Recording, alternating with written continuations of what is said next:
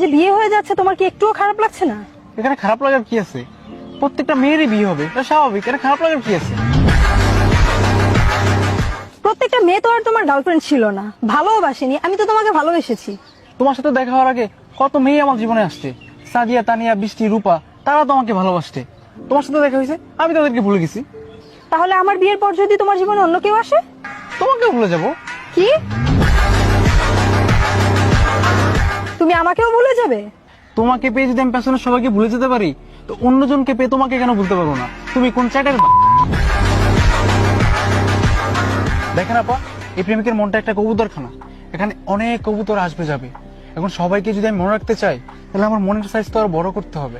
কিন্তু আপা, এটা তো সম্ভব না।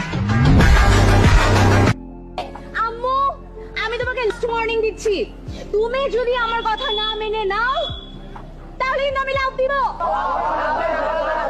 তুই তাড়াতাড়ি লাফ দে। আমি কিন্তু চুলায় রান্না বসাইছি, আমার ঝোলটা শুকায় যেতেছে। তুই তাড়াতাড়ি লাফ দিয়ে মরে যা, আমিও বেঁচে যাই।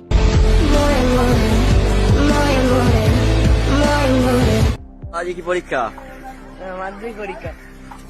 কি পরীক্ষা আজকে? ভূগোল। একটা প্রশ্ন করছি, ভূগোলে বলো, বায়ুমণ্ডল কাকে বলে? মন্ডল পাড়ার উপর যেই বায়ু বয়ে যায় তাকেই বায়ুমণ্ডল।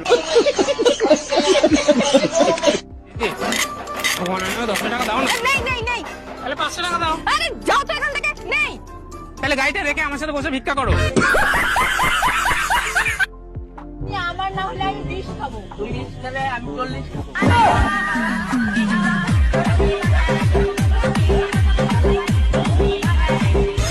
কোন প্রাণী কখনো ঘুমায় না?